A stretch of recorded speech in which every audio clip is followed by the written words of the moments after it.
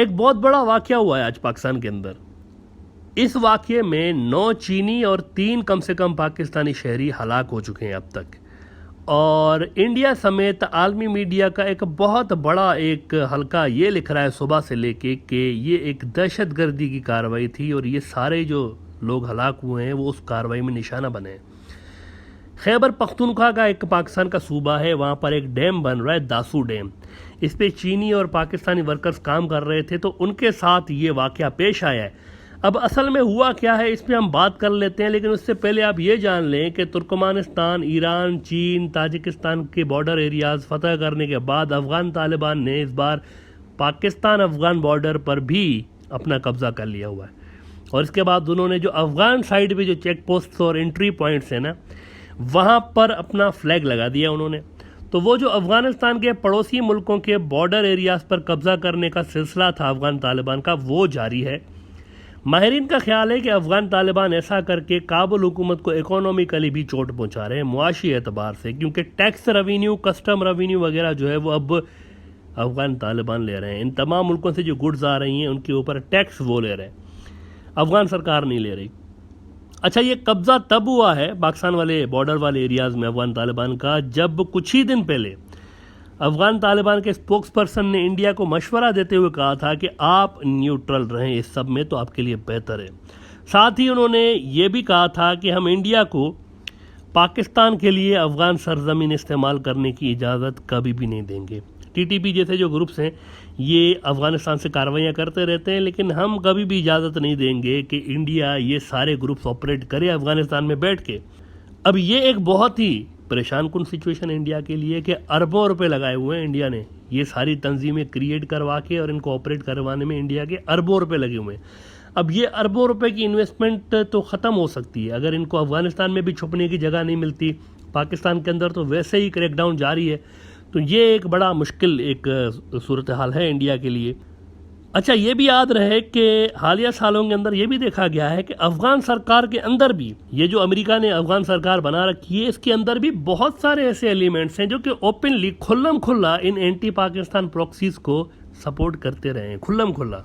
ये बात याद रहे, तारीख ज़रा उठा के देख लें तो अफ़गानिस्तान और पाकिस्तान के रिलेशंस कभी भी कोई बहुत ज़्यादा आइडियल नहीं रहे, सवाए 1990s वाले वक्त के, क्योंकि वहाँ पर 1990s में अफ़गान तालिबान की हुकूमत आ गई थी जो कि बेसिकली एक मजहबी ग्रुप है। और इसके अलावा जब भी अफ़गानिस्तान के अंदर रेसिज़म, ज़बान, नस्ल परस्ती और नेशनलिज़म की बुनियाद पर नेशनलिज़म वाले आइडियोलॉजी रखने वाली हुकूमतें रही हैं, इनके रिलेशंस आइडियल नहीं रहे पाकिस्तान के साथ। और इंडिया की हमेशा कोशिश रही है कि वो इन रिलेशंस को मज़ीद बिगाड़े, अफ़गानिस्तान और पाकिस्तान के इन रिलेशंस को। अफ़गानिस्तान के अंदर मजहबी ग्रुप्स इंडिया को कभी भी सूट नहीं करते। वहाँ हमेशा इंडिया की ये कोशिश रही है कि कोई रेसिज्म की बुनियाद पे, कोई एक नस्ल की बुनियाद पे कोई हुकूमत बने।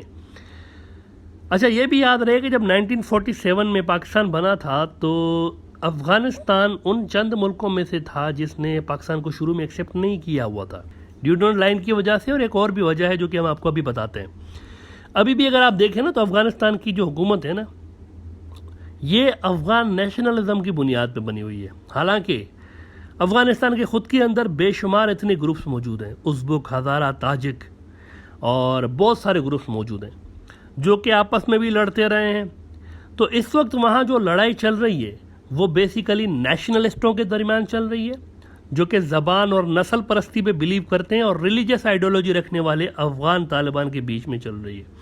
और ज़्यादातर जो नेशनलिस्ट हैं उनकी हमदर्दी इंडिया और अमेरिका के साथ रही है हालिया सालों में, और ये पाकिस्तान के शदीद मुखालिफ रहे हैं। क्यों? वो इसलिए, एक तो वो ड्यूटन लाइन को नहीं मानते, पाकिस्तान और अफ़गानिस्तान के बीच एक बॉर्डर है वो उसको नहीं मानते, और इनका नज़रिया ये है कि जो पश्तून इलाके हैं पाकिस्तान के, इनको जनाब तोड़ दिया जाए और इनको तोड़ करना अफ़गानिस्तान के अंदर मर्ज कर लिया जाए और ग्रेटर पश्तूनिस्तान बनाया जाए। एक ये सोच पाई जाती है, और ऐसी सोच रखने वाले बहुत सारे अनासर अफ़गानिस्तान की मौजूदा सरकार के अंदर भी आपको नज़र आते हैं। दूसरा, वो ये समझते हैं कि पाकिस्तान की ये जो टू नेशन थ्योरी है ना, ये बिल्कुल ही गलत है। बहरहाल जनाब, आज की बात करते हैं तो अफ़गानिस्तान के अंदर बहुत बड़ा एरिया पे अफ़गान तालिबान की हुकूमत पहले से ही इस्टेब्लिश हो चुकी है, और वहाँ पर उन्होंने गवर्नर भी अपने लगा दिए हुए हैं, और उसके अंदर अफगानिस्तान पाकिस्तान के जो बॉर्डर एरियाज हैं वो भी शामिल है उन इलाकों के अंदर। अलबत्ता दो अजब चीज़ें आज इंडिया में देखने को मिली हैं। पहली तो ये खबर इंडियन मीडिया में सुबह से ही चलने लगी कि चीन और इंडिया की फौजें लड़ पड़ी हैं लद्दाख में दोबारा, विच इज़ नॉट ट्रू। ये झूठी खबर है, मन घड़त खबर है जो कि इंडियन मीडिया में जानबूझ के फैलाई गई और फिर खुद ही इंडियन आर्मी की जानिब से इसको डिनाई कर दिया गया कि ये बात सही नहीं है, कोई लड़ाई नहीं हुई। दूसरा जो हमने शुरू में बताया आपको कि पाकिस्तान के खैबर पख्तूनख्वा के इलाके के अंदर एक डैम बन रहा है जिस पे चीन और पाकिस्तानी वर्कर्स काम कर रहे हैं और उनकी एक बस जा रही थी, काम को जा रहे थे सुबह सुबह। इसमें चीनी वर्कर्स भी थे और पाकिस्तानी, ये सब शामिल थे। इस बस के साथ हादसा हुआ है। उस हादसे में 3 पाकिस्तानी और 9 चीनी शहरी हलाक हुए हैं। ये खबर आते ही एक खुशी की लहर दौड़ गई है गोया के इंडियन मीडिया के अंदर।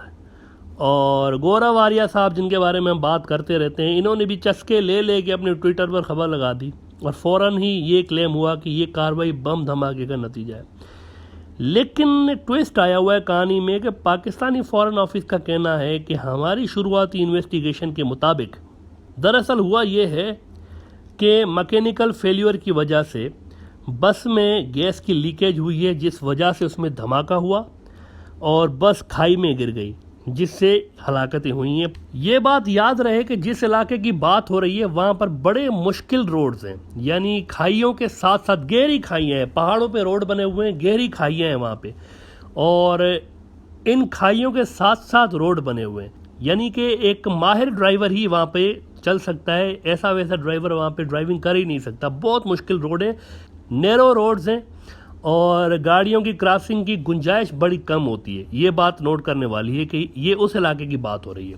बहरहाल ये बम ब्लास्ट था या ये हादसा था, लेकिन ये बात तो तय है कि चीन के BRI को चैलेंज ज़रूर किया जाएगा इस रीजन के अंदर। इस पर हम बात करते रहते हैं कि अमेरिका का यही मकसद है कि चीन के BRI को चैलेंज किया जाए, और इंडिया वो वाहिद मेन मुल्क है इस रीजन का जो कि BRI का मेंबर नहीं है। और पाकिस्तान ये क्लेम करता रहता है पास्ट में भी कि चाइनीज़ शहरी हो या BRI, इन पे जो भी हमले हुए हैं पास्ट में, मोस्टली इनके अंदर इंडिया से जुड़ी हुई प्रॉक्सीज मुलविस रहती हैं। इनफैक्ट अभी भी एक अजब वाक़या ये सामने आया है कि पाकिस्तान अफगानिस्तान बॉर्डर का जो एरिया है जिस पे अफगान तालिबान ने भी कब्ज़ा किया है, कब्ज़ा करने के बाद जब इन्होंने सर्च किया है पूरे एरिया को अफगान तालिबान ने, तो अफगान आर्मी का जो कर्नल है उस एरिया का, जो कि प्रो इंडिया एक अफगान हुकूमत है वहाँ पे, उनका एक कर्नल है, उनकी जानिब से लड़ रहा था। कर्नल साहब खुद तो भाग गए, लेकिन उनके घर पे जब तालिबान ने जाकर छापा मारा है तो क्या देखते हैं कि वहाँ पर करोड़ों रुपए पाकिस्तानी करेंसी अफगान तालिबान को मिली है उनके घर से, कर्नल साहब के घर से, जो कि बुनियादी तौर पर एंटी पाकिस्तान जो प्रॉक्सीज हैं इन पे खर्च किए जा रहे थे। बॉर्डर एरियाज़ में ये घर था कर्नल साहब का, यानी अफगानिस्तान और पाकिस्तान के बॉर्डर पर, तो करोड़ों रुपए वहाँ से मिले हैं। इससे पाकिस्तान का जो क्लेम है ये वैलिडेट हो जाता है कि अफगानिस्तान के अंदर से बड़े पैमाने पर कोशिशें होती रही हैं कि पाकिस्तान को डिस्टेबलाइज किया जाए।